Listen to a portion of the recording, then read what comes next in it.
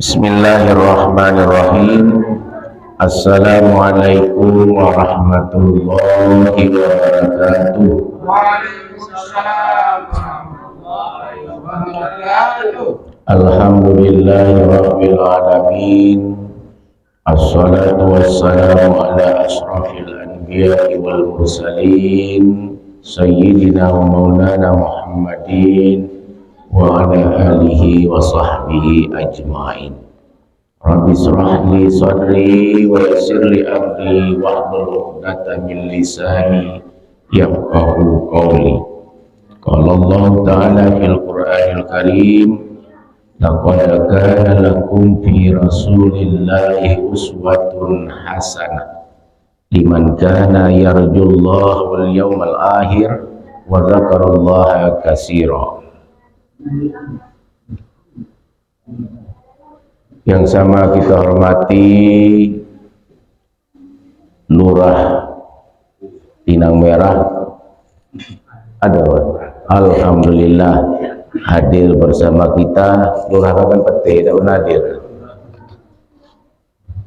Yang sama kita hormati Ketua RT 33, alhamdulillah juga hadir bersama kita. Orang tua kita, Pak Hairuzar, alhamdulillah selalu istiqomah sambil tausiah, sambil sarapan pagi. Bapak-bapak, ibu-ibu, adik-adik sekalian, para jamaah Musalla Al-Ikhlas RT 33 yang dimuliakan oleh Allah Subhanahu wa Ta'ala. Pertama, bersyukur kita kepada Allah dengan mengucapkan alhamdulillah wa syukurillah. Bersyukur kita kepada Allah, pertama kita telah diberikan oleh Allah keberkahan. Apa berkahnya? Dari pagi kemarin sampai malam, sampai subuh kali ini Allah turunkan kita hujan dengan mengucapkan alhamdulillah. Tapi di samping alhamdulillah banyak juga yang runtuh. Apa pula hujan dari pagi sampai pula malam, lama pula, kata Pak bukan Pak Arahab. Kenapa? Kita lama tidak pernah hujan, asaplah kemana-mana,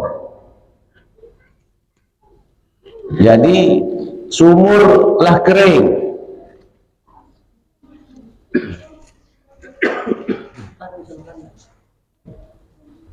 Debu lah naik semuanya, atap-atap penuh dengan debu, dinding-dinding rumah juga lah berdebu, asal lewat mobil berdebu. Jadi berkat doa-doa hamba-hamba yang memohon kepada Allah, Allah turunkan hujan lebatnya. Nah, keberkahan inilah ada yang bersyukur atas nikmat hujan yang Allah berikan, ada yang kurang bersyukur atas nikmat yang Allah berikan. Bisa jadi dengan nikmat itu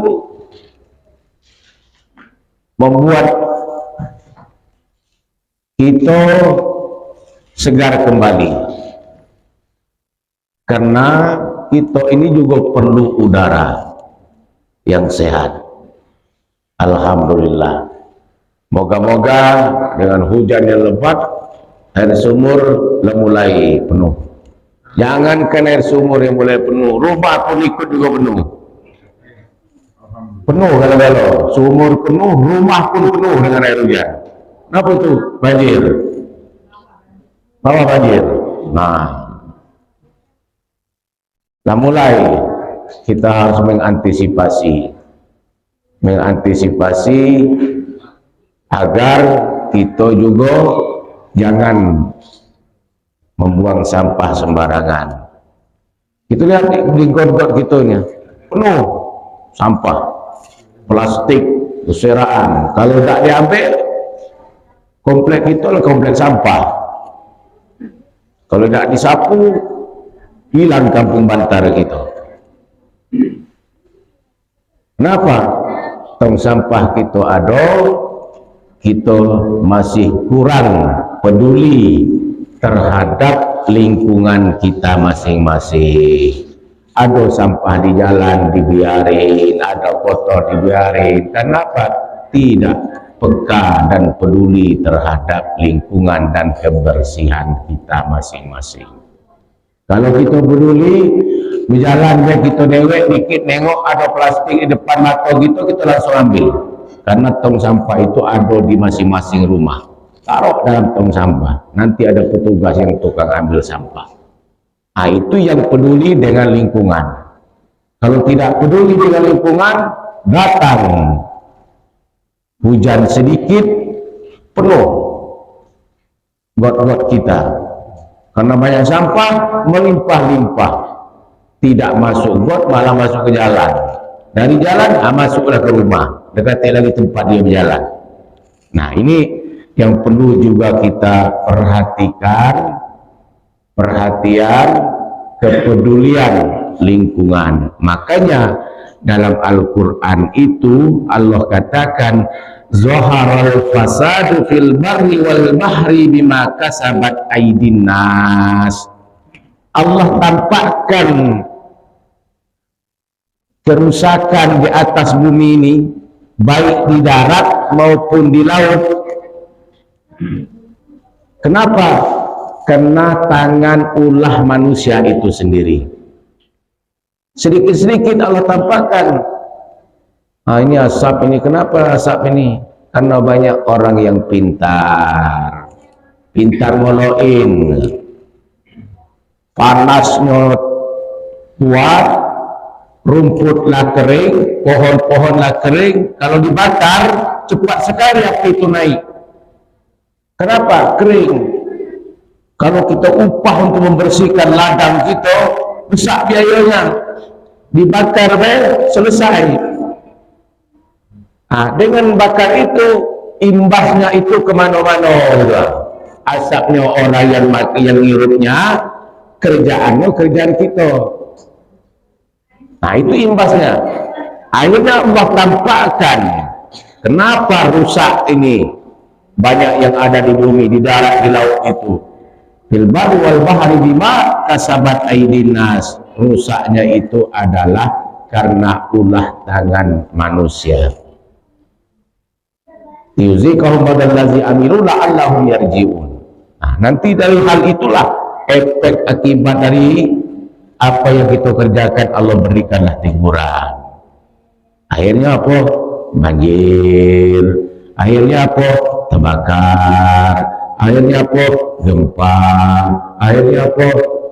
Hujan puting beliung. Itu semuanya bentuk-bentuk kekuasaan Allah memberikan teguran kepada manusia. Nah, ini yang perlu kita perhatikan pertama. Yang kedua, bahwasanya tak terasa kita sudah berada di bulan Rabiul Awal, lah mulai masuk musim-musim Maulid Nabi Muhammad SAW. Kalau Maulid Nabi itu intinya adalah mengingatkan kecintaan kita kepada Rasulullah sallallahu alaihi wasallam.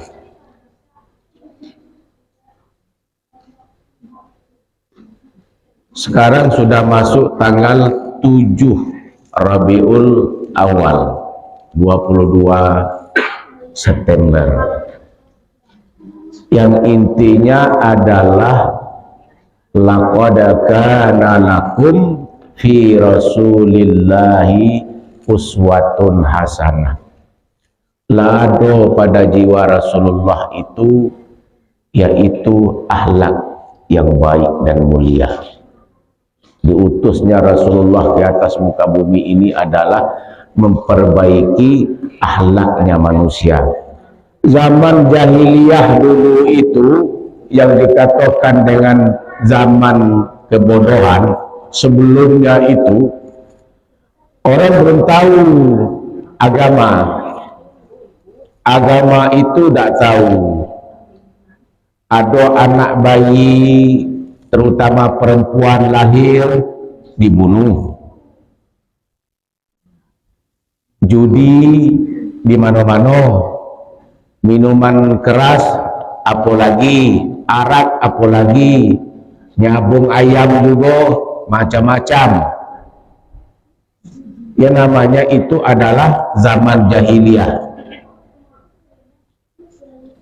Jadi untuk memperbaiki itu semuanya, karena orang ketidaktahuan tentang norma, etika, adat, agama, masuklah ajaran Islam ini sebagai agama yang terakhir. Nah, itulah Rasulullah itu menyampaikan. Maka Rasulullah itu dikatakan orang yang tabligh. Ada siddiq, ada amanah, ada fatonah, ada tabligh. Menyampaikan, berdakwah. Apakah dia itu baru lahir itu langsung berdakwah? Bukan. Rasulullah itu 2 bulan dia masih di perut maknya yang bernama Aminah. 2 bulan di dalam perut itu sebelum lahir, orang tua Rasulullah Nabi Muhammad SAW bernama Abdullah meninggal. Jadi Rasulullah itu tak sempat nengok bapaknya. Nabi Muhammad SAW tak sempat melihat seperti apa wajah ayahnya. Karena di saat 2 bulan lagi nak sebelum ibunya itu melahirkan, bapaknya lah meninggal. Kenapa? Sakit. Merantau ke negeri Syam untuk berdagang ke negeri Syam, sampai di Madinah sakit. Setelah sakit meninggal. Tak ada yang ditinggalkan oleh ayahnya Rasulullah Abdullah itu, kecuali meninggalkan 5 ekor onta dengan seorang hamba saya tadi, yaitu Aminah.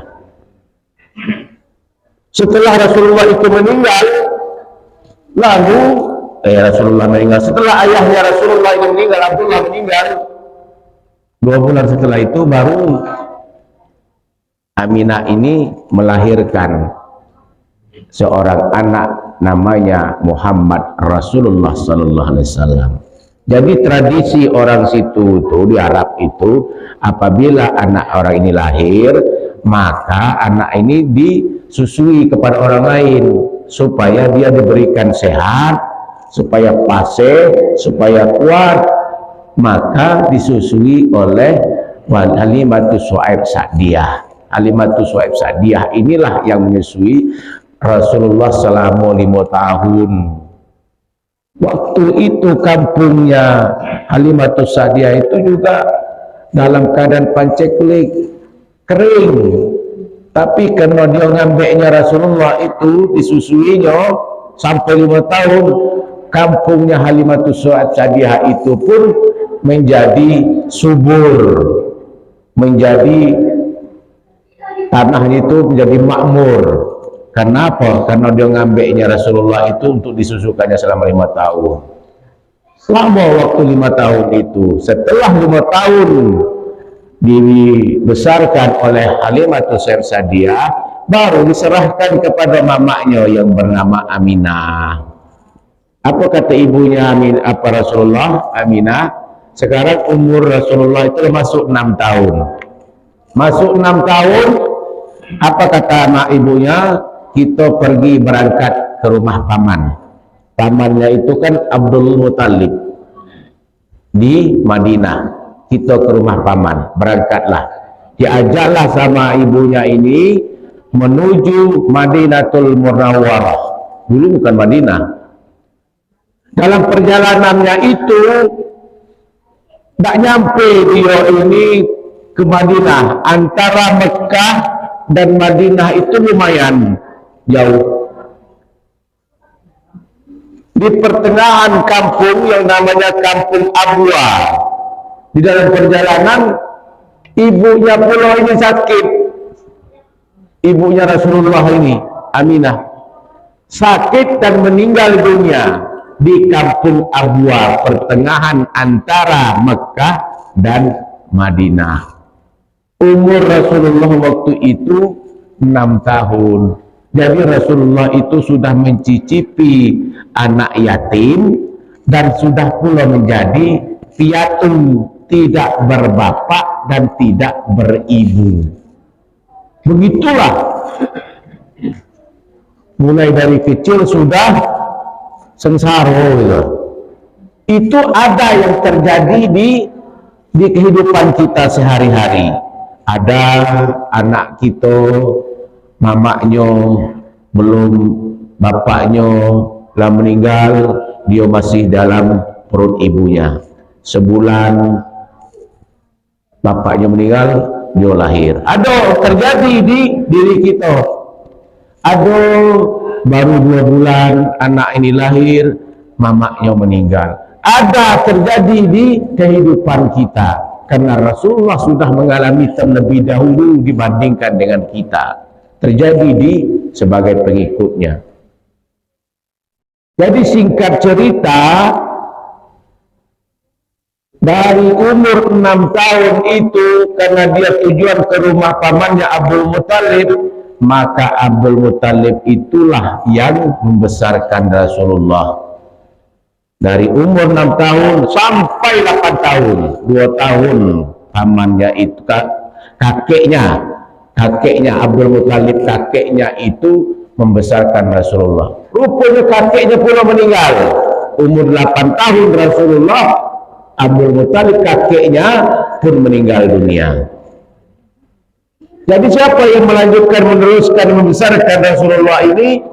Masuk umur 8 tahun sampai 12 tahun baru diserahkan kepada pamannya Abu Talib.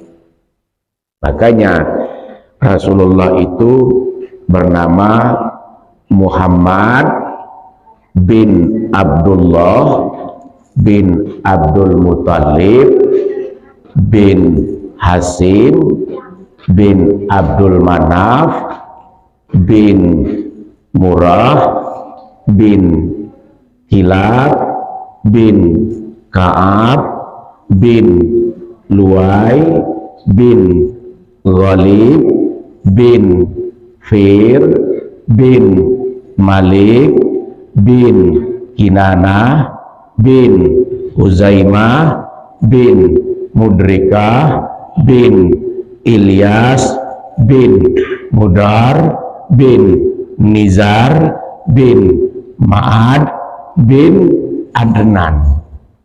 Berapa itu? Berapa bin itu? Harahab bin siapa? Mahyudin Harahab bin, enggak tahu lagi. Tuanku Imam bin, ada tahu lagi gitu. Nabi Muhammad tuh banyak dia. Bin. Itu silsilah bin Nabi Muhammad sampai ke Nabi Ismail, keturunan Ismail alaihissalam. Nah, setelah pamannya ini membesarkan, itulah situ dikatakan Ummun Aiman. Ummun Aiman ini istri Abu Talib. Ummun Aiman ini, paman ini baik.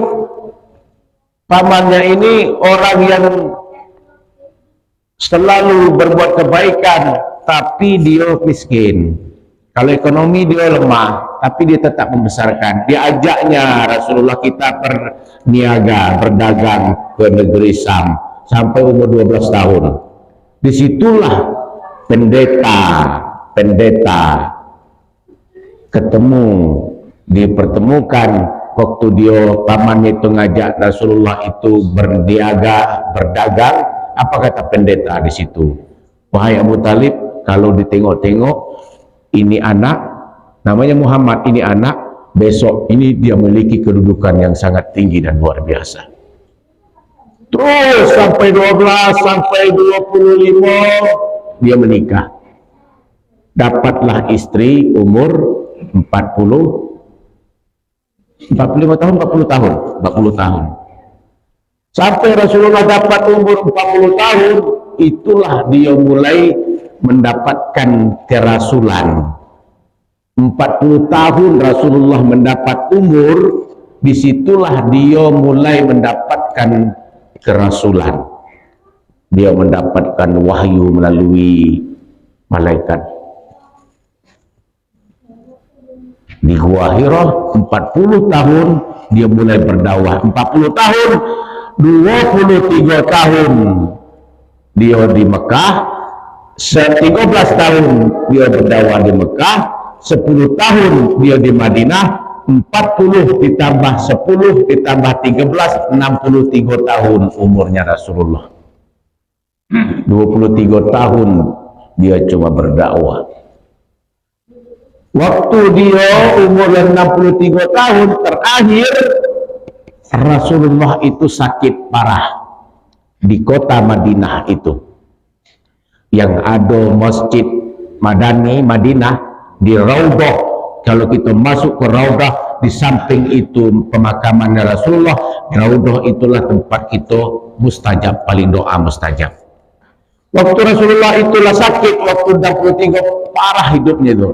Nak sakit parah, biasanya Fatimah anak beliau asal Rasulullah itu sakit, anaknya itu selalu masuk ke kamarnya Rasulullah, ditengok masih bisa Rasulullah berkomunikasi memeluk anaknya.